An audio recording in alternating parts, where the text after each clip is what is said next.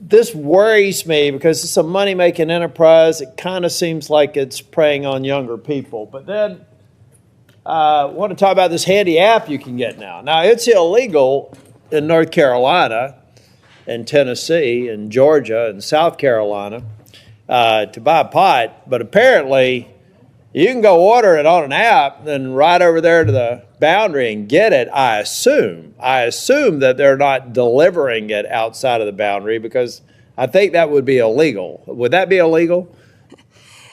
Senator, thank you for pointing that out. I was not familiar with that app, but we will certainly look at that. Yeah.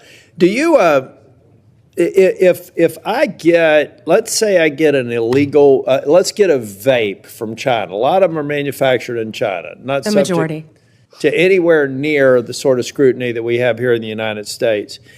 If that illegal vape let's say it's, I don't know what it's loaded with, but it gets if it's illegal in the state of North Carolina, and let's say it comes in, I'm using a hypothetical example, into the port of Wilmington, and then finds its way to New York or some other state that has legalized marijuana, is that an illegal transportation of a controlled substance? In other words, unless it teleports into a legal jurisdiction, wouldn't it have been illegally transported at some point? Based on federal law, Senator. Based on yes. federal law, okay. Now, do you, are you familiar with the science of teleportation? No, Senator. I don't think it's been perfected yet. And so it requires a physical movement from one place to the other. I've asked a number of people when they've come before this committee, and hopefully I can get your attention on this too, General Bondi. There's a growing operation in Western North Carolina that is a part of the tribal lands. The problem is I can't find any legal way to get this pot that is grown here to the dispensary that's in another non-contiguous area of the boundary. So you see what I mean? I'm just trying to figure out how the eastern band of the Cherokee are legally transporting what they're growing at scale here to what they're advertising in Charlotte on the billboards as one of the country's largest dispensaries, and apparently also offering to let you buy it online.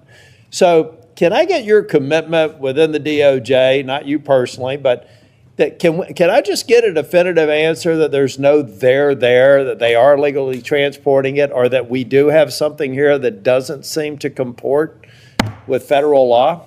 Yeah, Senator, I will absolutely have my team look at that issue, and I'm not familiar with that establishment.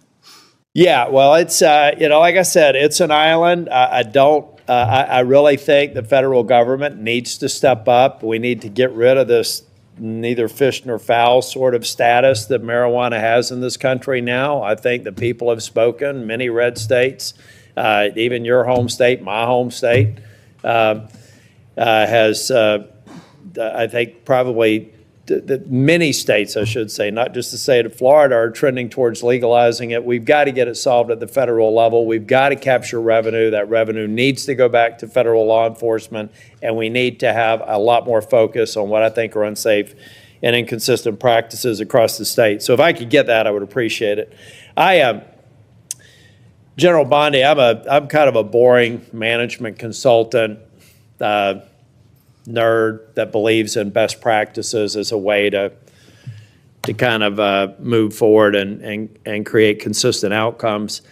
I'm having a real struggle right now with the National Guard being deployed and masking the abject failure of leaders at the state and local level. So give me some sense of if the deployment of the National Guard to Chicago or Portland is necessary to kind of create a shock to the system, do you believe that that's a best practice or just a necessary evil until we regen the extraordinary work I've seen on joint task forces every day in North Carolina with absolute cooperation between state, federal, and local officials? Is that the best practice that we should get to, or is this deployment of the National Guard a part of an emerging best practice that I just don't get yet? Yeah, Senator Tillis, seeing what's happening in Chicago, they need the National Guard. Our ICE members need the National Guard to protect the national buildings. Oh, 100%. I'm talking about when That's when why it wades they're into being local law deployed. enforcement. See, Well- I felt like deployment in D.C. made sense because of the hybrid nature of D.C. What I'm saying is outside of that defending federal buildings and federal law enforcement, addressing, I think you mentioned over 500 murders in Chicago, it would just seem to me that all those 571. bums should be thrown out in an election. And are we masking an underlying problem that will come back the minute we leave? That's what I'm talking about. Not the protection of federal buildings and federal law enforcement officers, but almost the sense of they become an arm of local law enforcement. I don't consider that a best practice. It doesn't sound like you do either. Well, I don't believe our National Guard want to be doing that, but they're going to be where they have to be to keep Americans safe. In Memphis right now, the highest violent crime rate in the country. I was on the ground with Secretary Hegseth there, and our Guard was there, and they were thrilled. They're ready to help, and we used all Tennessee Guard there. Secretary Hegseth used all Tennessee Guard. They're working hand in hand with the Memphis Police Department, who I believe we're very happy to have them there, helping them to keep Memphis safe. Can I go back to the vaping again that you brought up, please, Senator? So I went to Chicago, actually, with Secretary Kennedy, and it was just outside of Chicago in a suburb. And we were there talking about the illegal vapes and what parents need to know. This is a bipartisan issue. What people need to know, these illegal vapes, they're all over this country. You can buy them in convenience stores. You can buy them in grocery stores. One vape is the equivalent of, I believe, 20 cigarettes.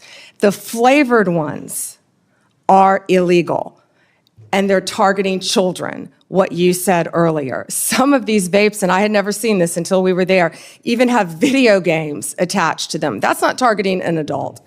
It's targeting a child. And they're also, the majority, are coming in from China, which is illegal, and they're lacing them with THC. Now, right now, I can't say that I've seen deaths with fentanyl laced, but we want to get on the front end of this because that's what's next. We have to do it. If we And don't hopefully control this that- in every single one of our states, that's what's next. And for the first time, we're getting on the front end of a very serious problem around our country. And Senator Moody, you fought this as well. So thank you for letting me address that, Senator Tillis. And parents need to know that. We do. We need to focus on it. And all I'm saying from a political standpoint is that if we're only, well, let's get President Trump is termed out. He'll only be able to serve out his second term. And I believe the president is absolutely focused on making these dangerous cities safer. I reject any notion that Charlotte's on that list, by the way. So whether you're a Democrat or Republican, bring it on. But I see 3.5 years from now, if we don't address the systemic problems, that what we've basically done is given a governor and mayor and city councilman a pass on failing to protect their people. I was formerly Speaker of the House in North Carolina. If I thought I had to have the president deploy troops to keep North Carolina safe, I would have considered myself a failure as a state leader.